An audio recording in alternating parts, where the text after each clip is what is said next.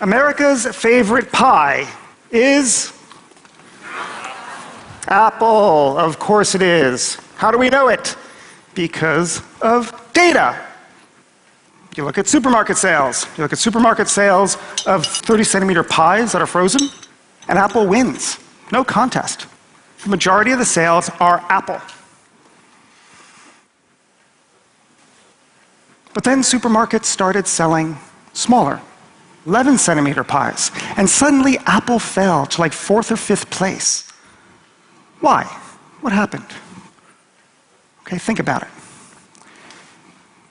When you buy a 30-centimeter pie, the whole family has to agree, and Apple is everyone's second favorite. But when you buy an individual 11-centimeter pie, you can buy the one that you want. You can get your first choice. You have more data. You can see something that you couldn't see when you only had smaller amounts of it. Now, the point here is that more data doesn't just let us see more of the same thing we were looking at. More data allows us to see new. It allows us to see better. It allows us to see different. In this case, it allows us to see what America's favorite pie is, not Apple. Now, you probably all have heard the term big data. In fact, you're probably sick of hearing the term big data. It is true that there is a lot of hype around the term, and that is very unfortunate, because big data is an extremely important tool by which society is going to advance. In the past, we used to look at small data and think about what it would mean to try to understand the world. And now we have a lot more of it, more than we ever could before. What we find is that when we have a large body of data, we can fundamentally do things that we couldn't do when we only had smaller amounts. Big data is important, and big data is new. And when you think about it, the only way this planet is going to deal with its global challenges, to feed people, supply them with medical care, supply them with energy, electricity, and to make sure they're not burnt to a crisp because of global warming, is because of the effective use of data. So what is new about big data? What is the big deal? Well, to answer that question, let's think about what information looked like, physically looked like in the past. Okay, in 1908, on the island of Crete, archaeologists discovered a clay disk. They dated it from 2000 BC, so it's 4,000 years old. Now, there's inscriptions on this disk, but we actually don't know what it means. It's a complete mystery. But the point is that this is what information used to look like 4,000 years ago. This is how society stored and transmitted information. Now, society hasn't advanced all that much. We still store information on disks, but now we can store a lot more information, more than ever before. Searching it is easier, copying it is easier, sharing it is easier, processing it is easier. And what we can do is we can reuse this information for uses that we never even imagined when we first collected the data. In this respect, the data has gone from a stock to a flow, from something that is stationary and static to something that is fluid and dynamic. There is, if you will, a liquidity to information. The disk that was discovered off of Crete, that's 4,000 years old, is heavy. It doesn't store a lot of information, and that information is unchangeable. By contrast, all of the files that Edward Snowden took from the National Security Agency in the United States fits on a memory stick the size of a fingernail, and it can be shared at the speed of light. More data. More. Now, one reason why we have so much data in the world today is we are collecting things that we've always collected information on. But another reason why is we're taking things that have always been informational, but have never been rendered into a data format, and we are putting it into data. Think, for example, the question of location. Take, for example, Martin Luther. If we wanted to know in the 1500s where Martin Luther was, we would have to follow him at all times, maybe with a feathery quill and an inkwell, and record it. But now think about what it looks like today. You know that somewhere, probably in a telecommunications carrier's database, there is a spreadsheet, or at least a database entry, that records your information of where you've been at all times. If you have a cell phone, and that cell phone has GPS, but even if it doesn't have GPS, it can record your information. In this respect, location has been datafied. Now think, for example, of the issue of posture, the way that you are all sitting right now. The way that you sit, the way that you sit, the way that you sit, it's all different, and it's a function of your leg length and your back and the contours of your back. And if I were to put sensors, maybe 100 sensors into all of your chairs right now, I could create an index that's fairly unique to you. Sort of like a fingerprint, but it's not your finger. So what could we do with this? Researchers in Tokyo are using it as a potential anti-theft device in cars. The idea is that the carjacker sits behind the wheel, tries to stream off, but the car recognizes that a non-approved driver is behind the wheel, and maybe the engine just stops unless you type in a password into the dashboard to say, hey, I have authorization to drive. Great. What if every single car in Europe had this technology in it? What could we do then?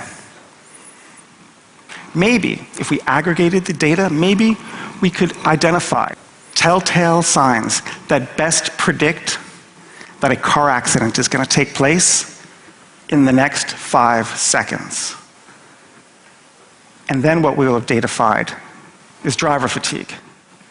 And the service would be when the car senses that the person slumps into that position,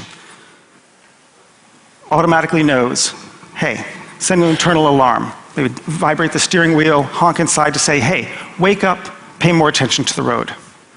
These are the sorts of things we can do when we datify more aspects of our lives. Okay. So what is the value of big data? Well, think about it. You have more information. You can do things that you couldn't do before. One of the most impressive areas where this concept is taking place is in the area of machine learning. Okay, machine learning is a branch of artificial intelligence, which itself is a branch of computer science. The general idea is that instead of instructing a computer what to do, we're going to simply throw data at the problem and tell the computer to figure it out for itself. And it'll help you understand it by seeing its origins. Okay. In the 1950s, a computer scientist at IBM named Arthur Samuel liked to play checkers. So he wrote a computer program so he could play against the computer. He played, he won. He played, he won. He played, he won. Because the computer only knew what a legal move was. Arthur Samuel knew something else. Arthur Samuel knew strategy.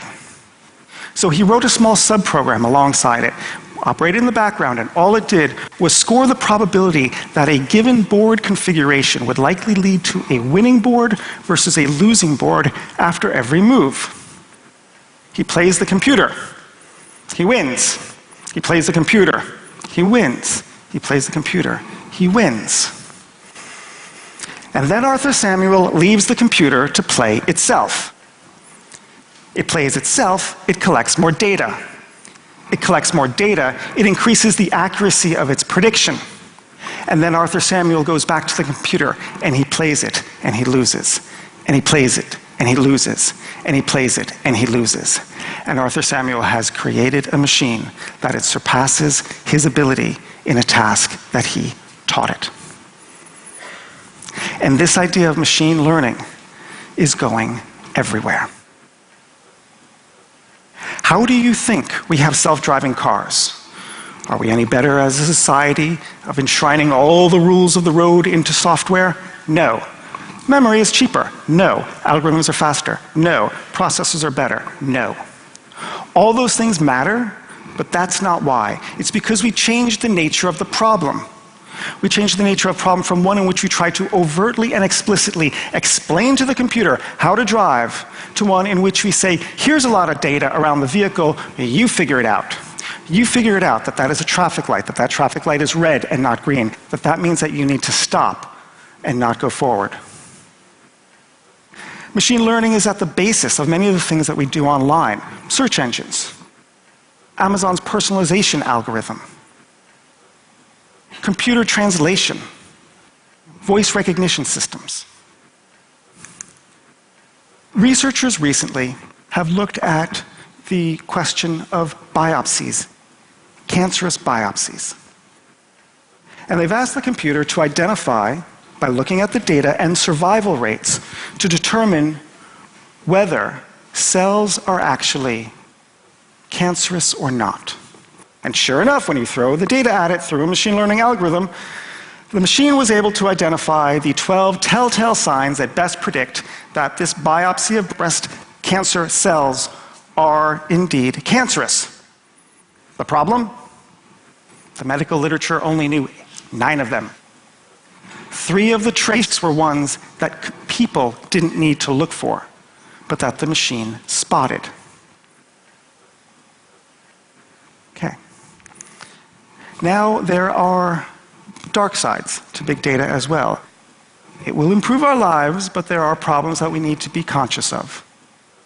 And the first one is the idea that we may be punished for predictions, that the police may use big data for their purposes, a little bit like Minority Report. Now, it's a term called predictive policing or algorithmic criminology.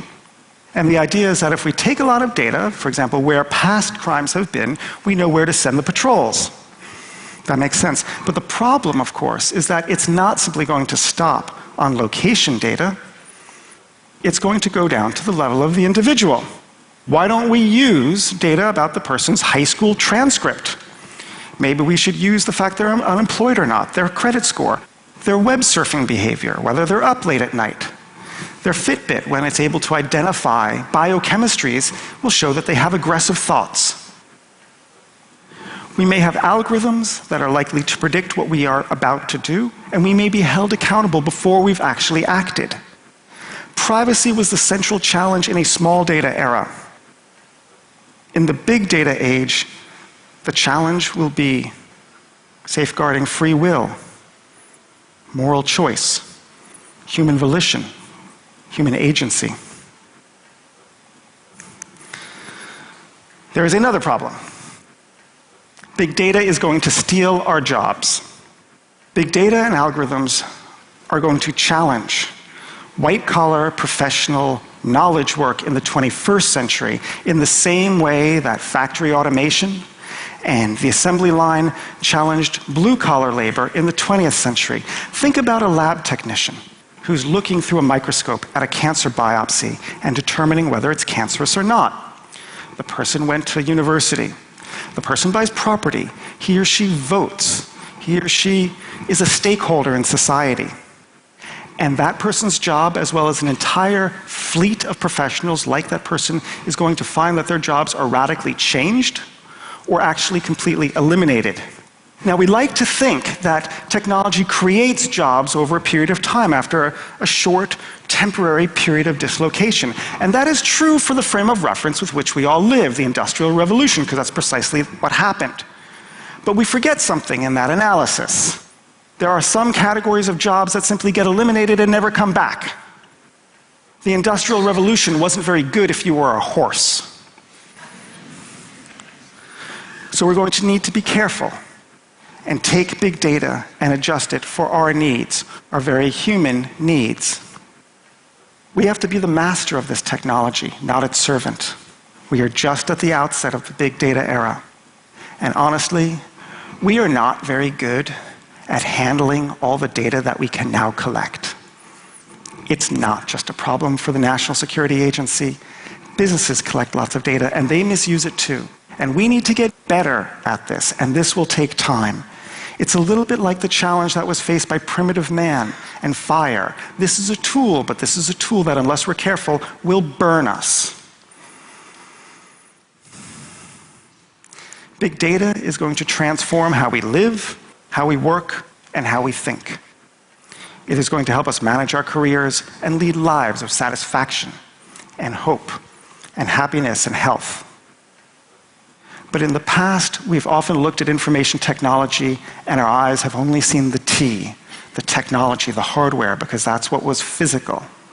We now need to recast our gaze at the I, the information, which is less apparent, but in some ways a lot more important. Humanity can finally learn from the information that it can collect. It is part of our timeless quest to understand the world and our place in it. And that's why big data is a big deal.